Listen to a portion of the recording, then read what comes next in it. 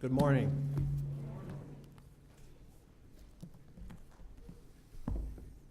Well, life is good.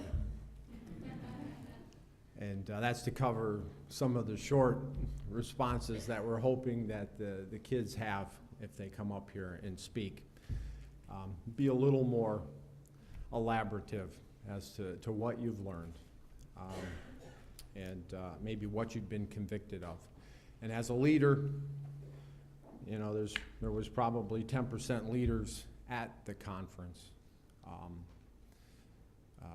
I think if you're serious about your ministry and your walk in faith, there are points that even in a youth conference that an adult can be convicted, and I hope to share some of that with you.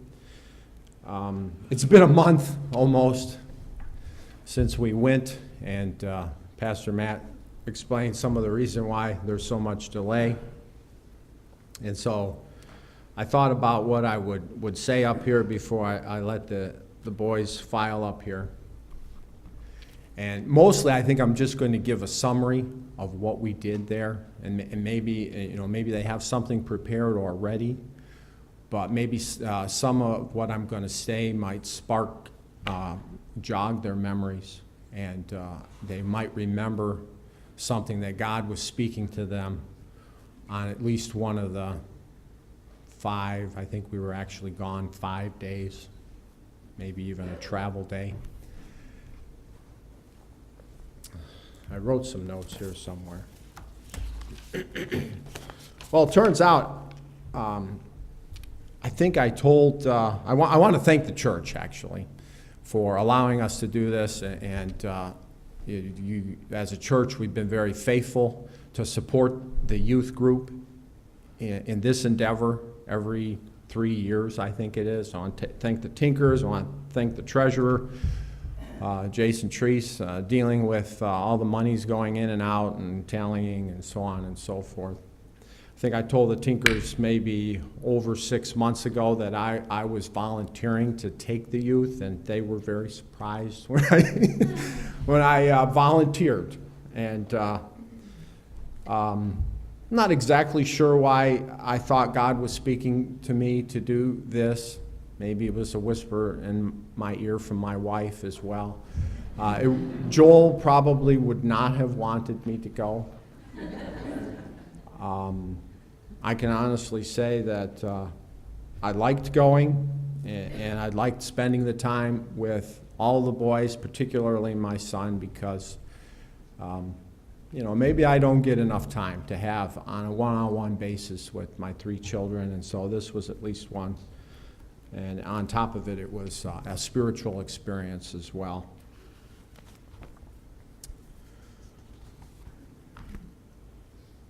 Well, if you've been to Life, you know most of what I'm going to say, at least in the details. If you haven't been to a Life conference, hopefully this will continue to give you insight and encourage you in your giving and what you're seeing, and the fact that we do invest in our youth in this church and bringing them up in the ways of the Lord.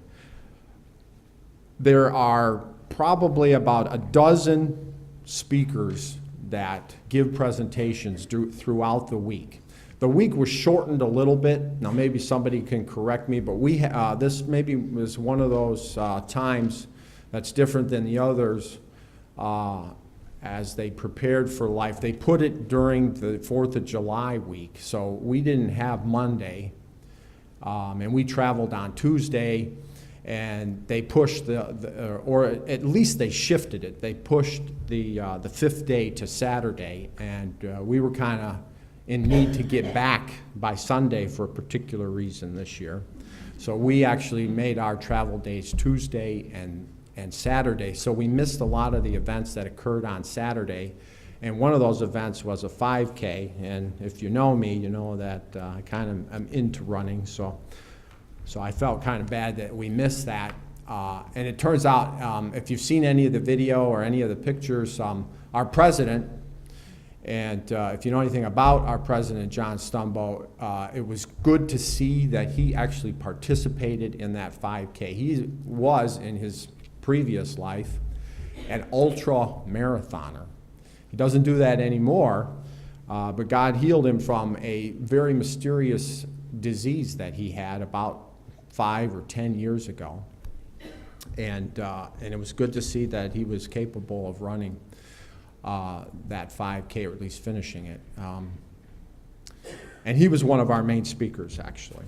But let me go. So the main speakers were Francis Chan, and he spoke for the first 2 days as the main speaker. That would be Tuesday and Wednesday. And then our president of the CMNA, C&MA, was John Stumbo, who spoke on Thursday night. And then on Friday night, which for us was our last night, it was Tim Myers. I should probably go back and give you the highlights of the main speakers at night. In the morning, we had a couple of younger gentlemen speak, right? And one of the guys we know more personally, a guy by the name of Jefferson Bethke, personally in the sense that we spent about 10 weeks before we left going through a study that he had put together. And he based it off of a premise of a YouTube video that he put together that got over like 1 million hits. And if you're familiar with the younger generation, a lot of this stuff is the media that goes on, and social media that goes on the internet these days. And he eventually put a series together in a book, and he entitled it, "Jesus is Greater Than Religion." And so we spent a lot of time looking at Jeff's material, and he spoke in the morning. I think it was the Thursday morning. And he's of the genre, he played baseball in college, by the way, apparently a very good baseball player. But he's very gifted. I think he may even rap. He may even, be a little bit in the hip-hop scene. And likewise, another speaker, younger guy in the morning, by the name of Micah Bornay. I believe he likes to have his name pronounced, right? And he was kind of like a poet, and he had a number of smaller sessions where he really tried to get the creativity, those kids that are into that kind of artistic a way of expressing themselves. And so those were the main speakers. Francis Chan spoke on his first night. He spoke on out of a passage of Jeremiah. If you guys remember, it was the first chapter of Jeremiah, and it was particularly, I think, verse 5. If I can turn to that.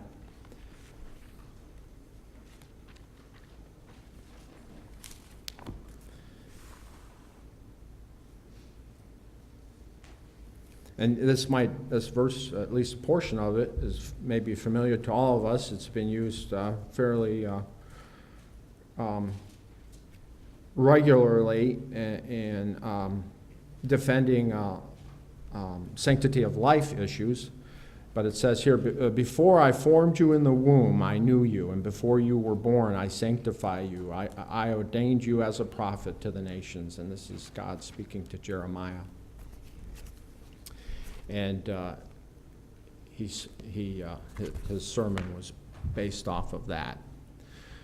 Some of the main speakers I forget, but hopefully this is jogging the students' memories now. Francis also, his second night, and it was his last night, and a lot of the young people really like Francis. I think I knew this, but I was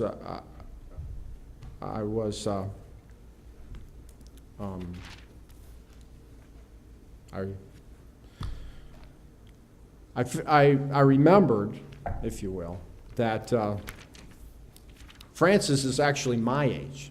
He's not the kid's age. And just his presence on stage is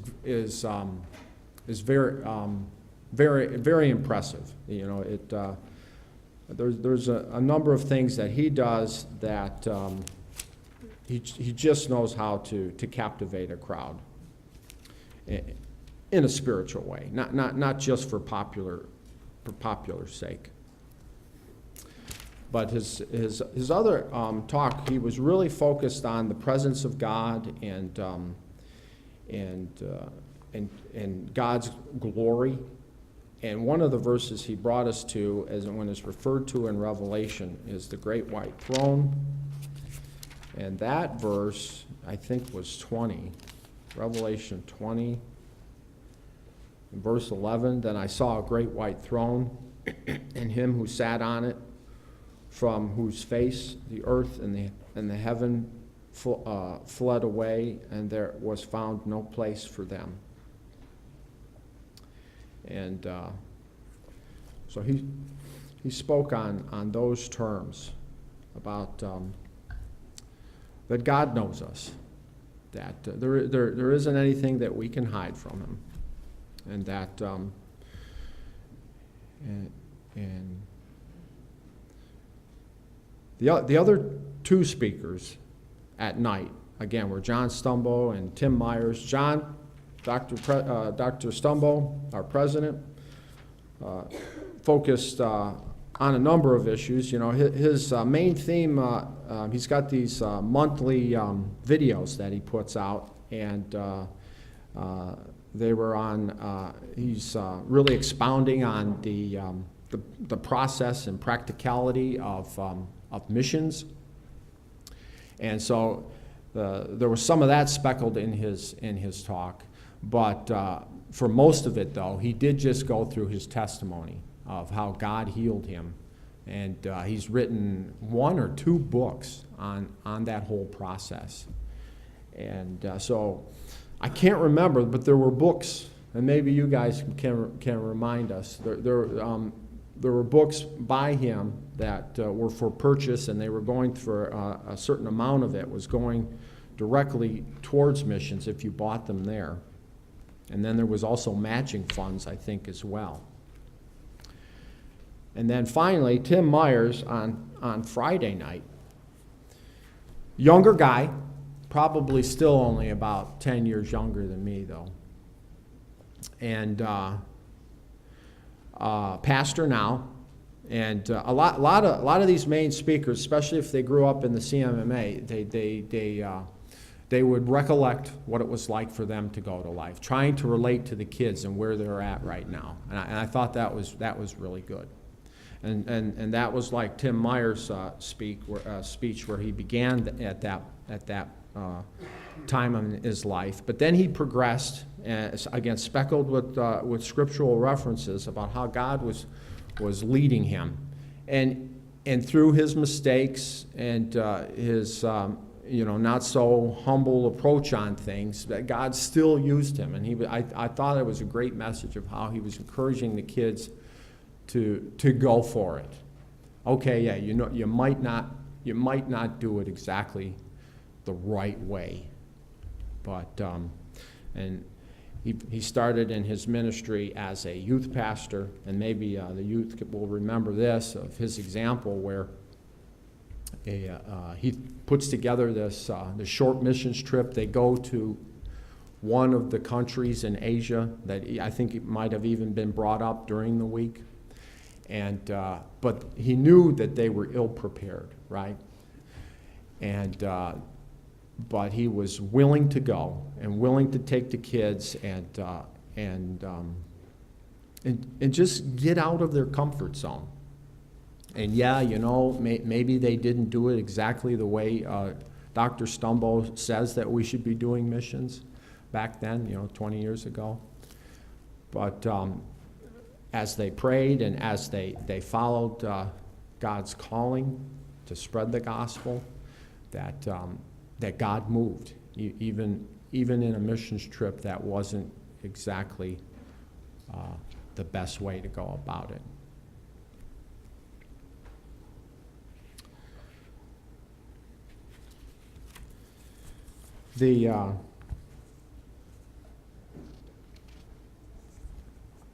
Just some practical things that, so we left. It took 13 hours to get there as we drove on Tuesday.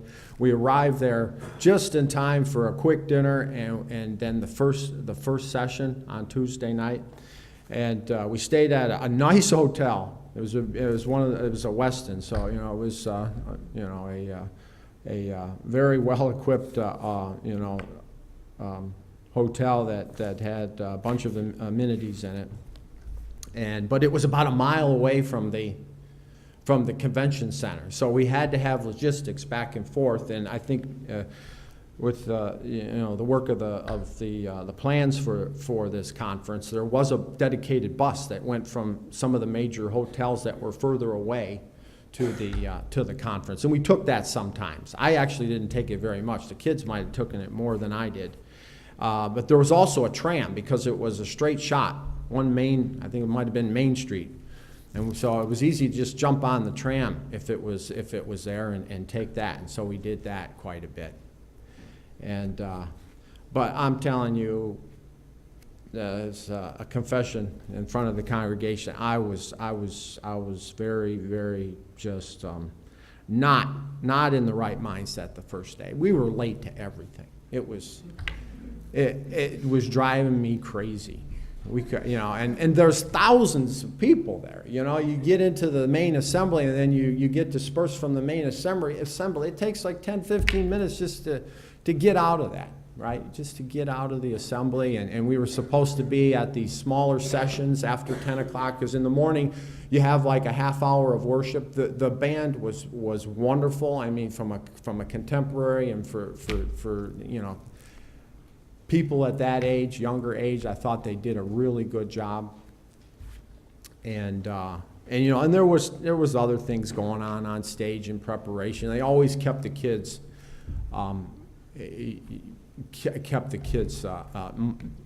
train of thought. They were always up there doing something or having volunteers come out of the crowd. Kids have always got. Some kids have always something to display or show that they can do, like how quickly can you do a Rubik's Cube or something like that. And some of these kids could do it in less than a minute. It's crazy. And then they had these larger Rubik's Cubes that were more than 3 by 3. And hopefully that maybe they'll share some of the bizarre things that were going on. And then there's the sessions after the main speaker in the morning, and those are smaller. And those are more intimate in the sense that, you're not dealing with thousands of kids. There's maybe just a couple hundred or less, depending on how popular that particular session might be, and special topics. And, like maybe boys turning to men topics or girls turning to women topics, or just social topics that are affecting the church and the society at large, or biblical topic, a particular passage or missions. And then there's lunch, and then there's a second session for those that still haven't had enough. And but then there's this one room that they dedicate. It's a big convention, so they dedicate a whole nother room that has the dinner, the cafeteria area, but then next to it is just any kind of game that you can play with others that you could think of is set up in this large room. Now, mind you, it was 100 degrees out for about 2 or 3 of the days during the day when we were there. So it was nice to be able to be inside, but they could still play like soccer and hockey because this area was just humongous, and they had all the equipment for such things. So, and after that second session, which ended between 2 and 3, there was like 2-3 hours where the kids could kind of hang out, as long as we knew where they were. And then it was started all over again after dinner, where we did worship and we did the main speaker again. And then after the main speaker, which was over at 9 o'clock, there's kind of a formally scheduled small group time that we're supposed to have. Now mind you, think about me, I'm 48 years old, right? And Yvonne knows that I'm always sleeping by 9 o'clock on the TV at night. And so we got to have small group. Well, the kids wanted to check out the block party that's going on across the street, because they have that going on every night after the last main speaker. And so we did that. And so, yeah, we fit in that small group, and that group time to just talk and bounce things off of each other.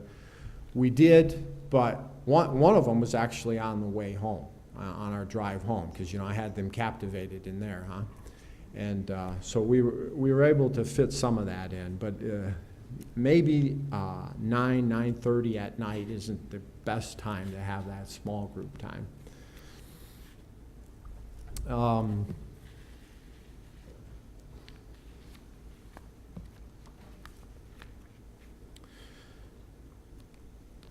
kind of overlooked this, but many of you that may be new or were a part of the planning know that we met up with Jennifer Wright, who now attends a North Carolina church there. And so we had enough boys to fill 2 rooms, along with Jack Wright, her son, and then she took the girls. She had enough to fill up a room of girls. She had her daughter and then another girl from the North Carolina church, and Evelyn, who came with us, Joe's girlfriend, was with them. And I think that went well. And it was nice to have, an additional eye, and, we kind of put together a texting thing set up so that we could, keep on the same page and stuff like that.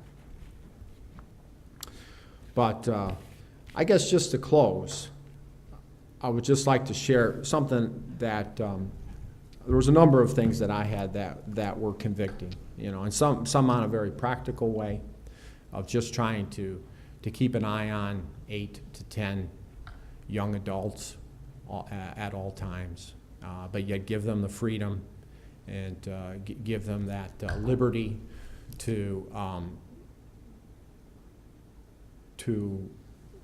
begin to recognize that childhood is almost over, but God has great things for you as an adult. Have God speak to them.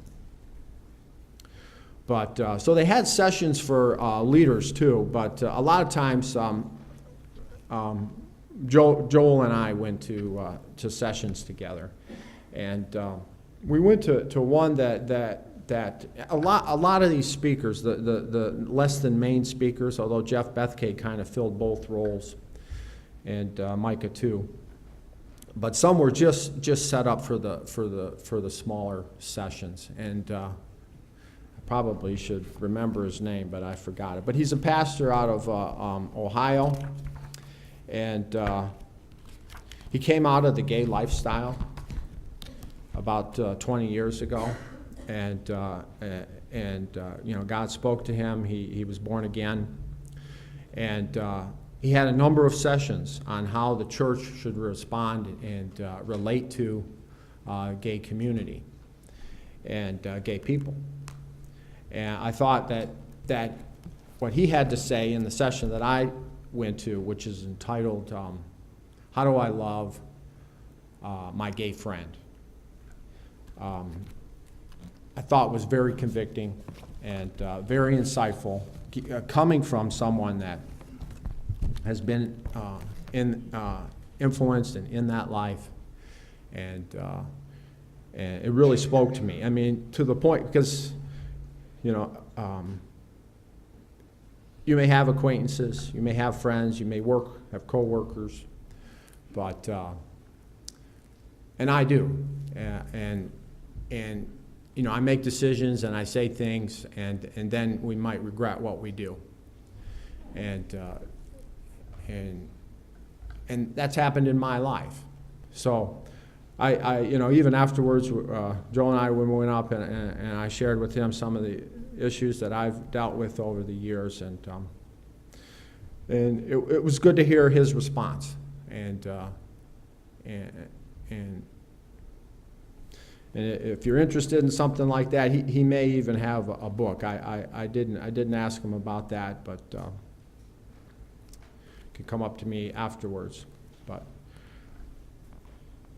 with that, we can just go down the row, or I know it's not necessarily a volunteer thing, but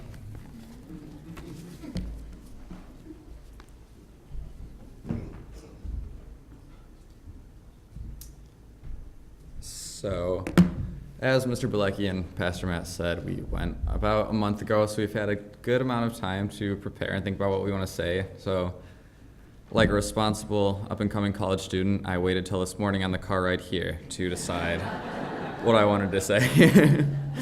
No, really, I wrote something down while we were at Life that really stuck out to me, knowing that this is what I would want to mention to the church.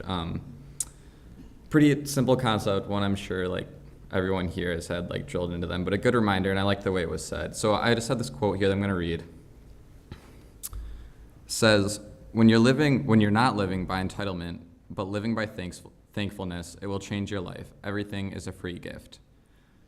And that just stuck out to me because I know a lot of times I can live in like the state of like regret and like, oh, I wish things were different, and like I struggle with that, and I think that can come down to entitlement. Like, this is how things should be. This is the way my life is supposed to be, how things should have worked out, or the way I wanted them to work out.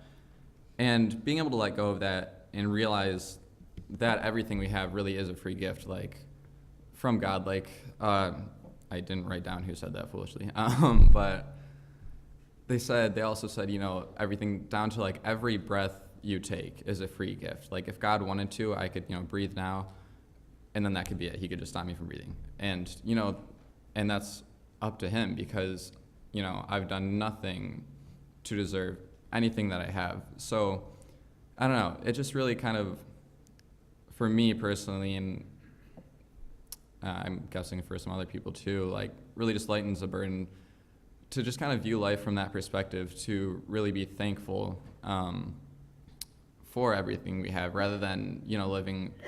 Because that way, if you don't expect anything because you deserve it, but rather just appreciate everything that you do have, I don't know, it just makes you feel like you have a lot and have more than you need because someone is just giving you all this stuff that you don't deserve. And I just think that's really cool, something that I can definitely keep in mind and that I won't forget. So that was my snippet.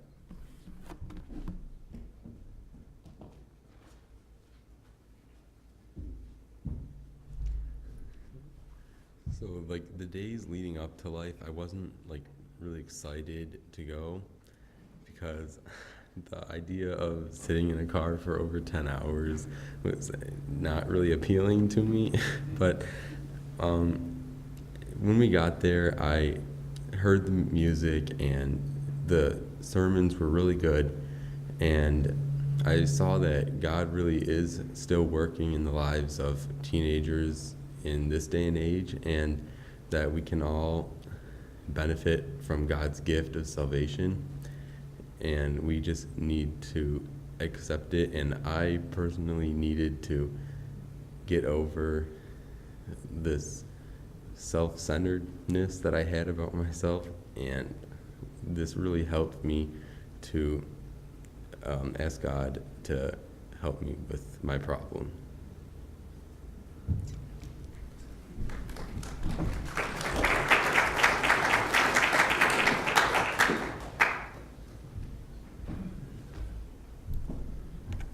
First of all, I just want to say thank you to everyone who supported us financially, spiritually,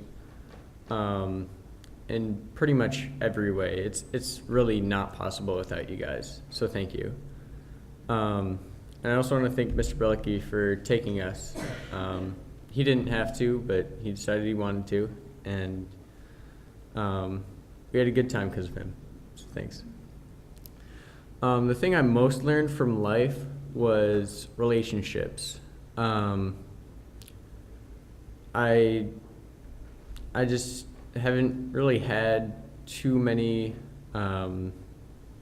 good, deep relationships with people, and God just kind of spoke to me about that during life. He told me, you need to get to know people because it's just what we have to do. And so I would leave you with the encouragement of get to know people, and you can do that by, going on stuff like this, volunteering like Mr. Bilecki, and just taking a group, going somewhere, mission trips, conferences. So if you're able to do that, I would just encourage you to do that. And thank you.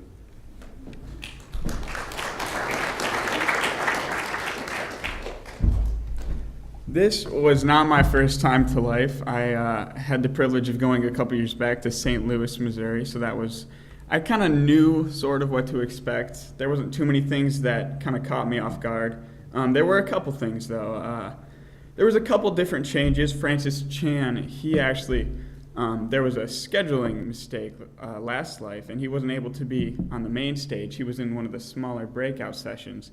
And this year he was on the main stage, so that was a good change. Some of the things that more caught me a little off guard, the food was actually good this year.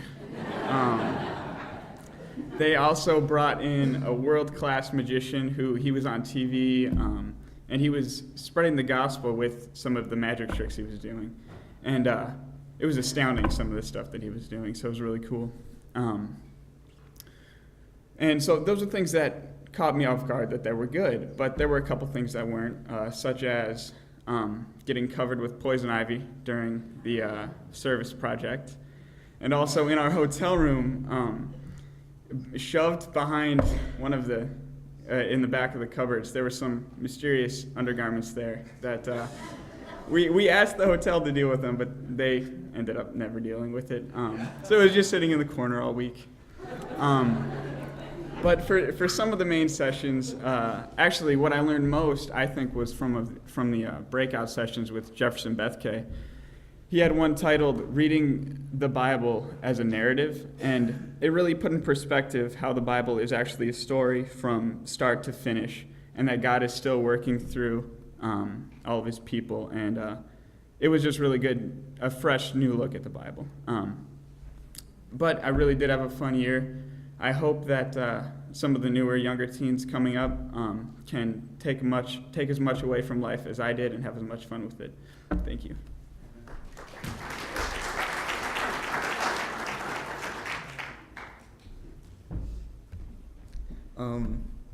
This Life was my first Life going, and it was pretty fun. I didn't know what to expect because Brendan didn't really tell me much, and I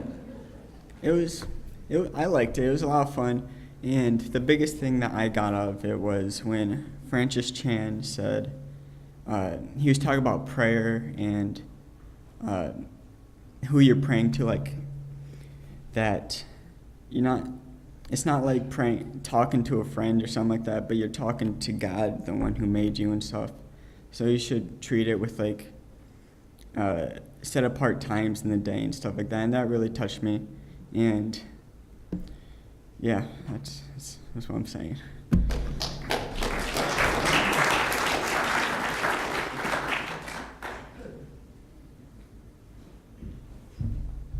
First of all, I'd like to thank you all for helping us get the finances and praying for us, and thank you for Mr. Bilecki for driving us about 12 hours to get there.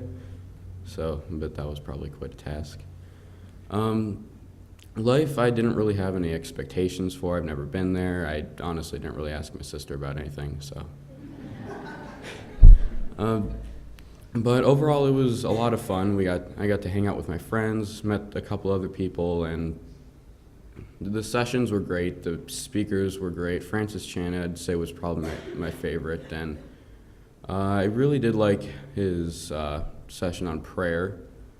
I know sometimes when I pray, I get a little casually, and sometimes I start drifting and it's think of random stuff. So it kind of helped me get more of a focus on God. And also, I don't really remember who said this, but someone said that not that we are the future of the church, but currently the young people and all, we are the church right now. And I've heard that before, but there was something about being at Life that it just kind of really hit home, and that I can do what God wants me to do now and not 10 years down the road or 20 years down the road. So thank you.